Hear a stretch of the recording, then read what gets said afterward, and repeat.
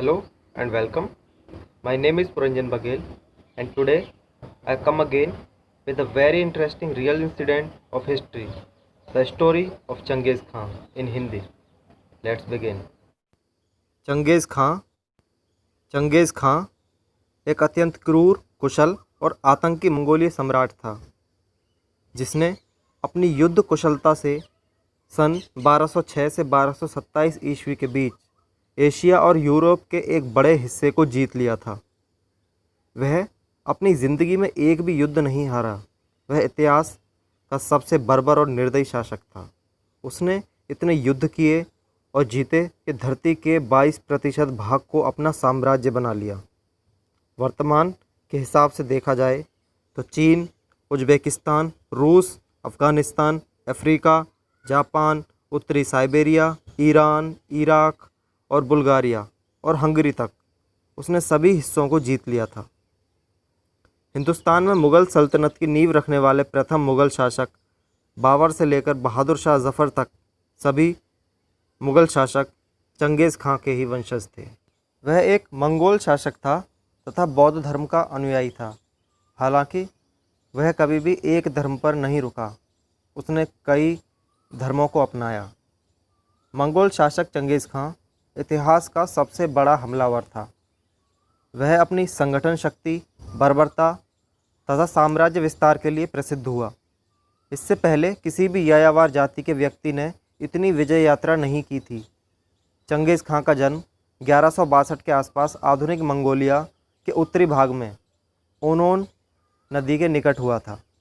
उसकी दाएं हथेली पर पैदाइशी खूनी धब्बा था, जिसे देखकर भविष्यवक्ताओं ने कहा कि वह बहुत बड़ा शासक बनेगा। उसका प्रारंभिक नाम तेमुजिन था। 12 वर्ष की आयु में उसकी शादी बोरते के साथ की गई। इसके बाद उसकी पत्नी बोरते का विवाह के बाद ही अपहरण हो गया। लेकिन जब वह युद्ध करके अपनी पत्नी को वापस लाया तो वह गर्भवती थी। चंगेज़ खां ने अपनी तलवार के दम पर समूचे एशिया को जीत लिया था। वह भारत भी आया, लेकिन सिंधु नदी के तट से दिल्ली के सुल्तान इल्तुमिश के हार मानने के बाद वापस लौट गया। वो इतना निर्दयी था कि वो जिधर से भी निकलता वहाँ थोड़ा सा भी विरोध होने पर आसपास के इलाकों को भी खून से लथपथ कर देता था। उसकी इसी निर्दयता के कारण पश्चिम एशिया तक के सभी राजाओं ने उसके सामने हार मान ली। उसने ईरान की 3/4 आबादी का समूल खात्मा कर दिया था। कुछ इतिहासकारों का मानना है कि चंगेज़ खां के हमले के समय जितनी आबादी पूरे ईरान की थी, उतनी आबादी वापस होने में 750 साल का लंबा समय लगा।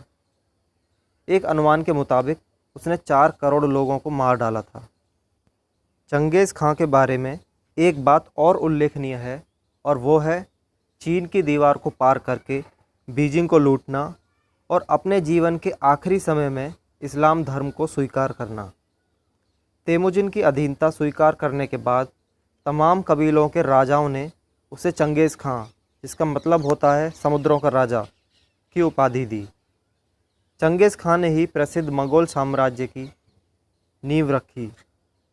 अक्सर जब वह शहरों पर कब्जा करता था तो महिलाओं को जीवित छोड़ दिया जाता था।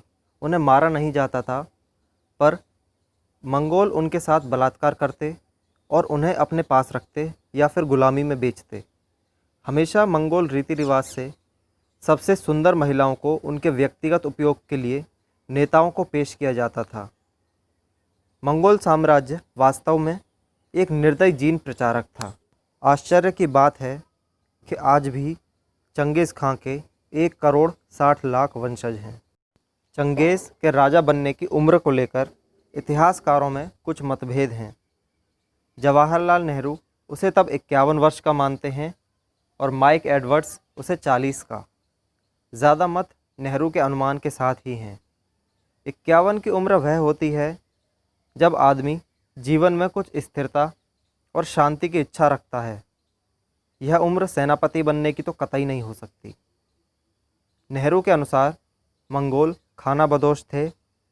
उन्हें शहरी जीवन से नफरत थी। उनकी शानदार जीत के पीछे संख्या नहीं, बल्कि अनुशासन और संगठन की काबिलियत थी, और इन सब के ऊपर चंगेज़ खान का उनका सेनापति होना था। सिकंदर और जूलियस सीजर भी उसके आगे कुछ नहीं थे। Nehru glimpses of world history में लिखते हैं, ये इत्तेफाक ही रहा कि हिंदुस्तान इस कहर से बच गया। पर आप कल्पना कर सकते हैं कि ये सब यूरेशिया के लोगों के लिए किसी प्राकृतिक आपदा जैसा रहा होगा, मानो जैसे कोई ज्वालामुखी फट गया हो या जैसे कोई भूकंप आ गया हो जिसके सामने इंसान कुछ नहीं कर सकता। रॉबर्ट ग्रीन चंगेज़ की सफलता का कारण उसकी सेना की चपलता, उसके शानदार घुड़सवार और हथियार के तौर पर आग के गोलों के इस्तेमाल को मानते हैं। चंगेज़ का मजहबों के प्रति रवैया एक जैसा था। उसकी सेना में बौद्ध, मुसलमान सभी धर्मों को मानने वाले थे। उसने किसी एक मजहब को नहीं अपनाया। चंगेज़ के नाम के पीछे खान का मतलब यह नहीं था कि वह मुसलमान था।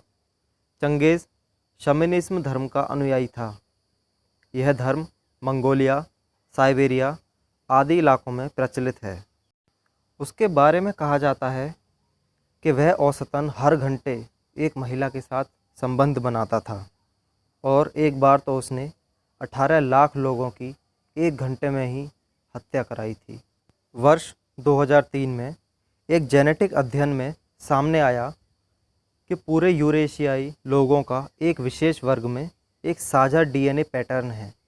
इस अध्ययन के अनुसार यूरेशिया के 16 समूहों के 8% लोगों में यह पैटर्न पाया जाता है, जिसका अर्थ है कि यूरेशिया में लगभग 1 करोड़ 60 लाख लोग एक ही डीएनए पैटर्न के हैं, जिसका सीधा सा अर्थ है कि वे किसी एक ही गोत्र का हिस्सा हैं।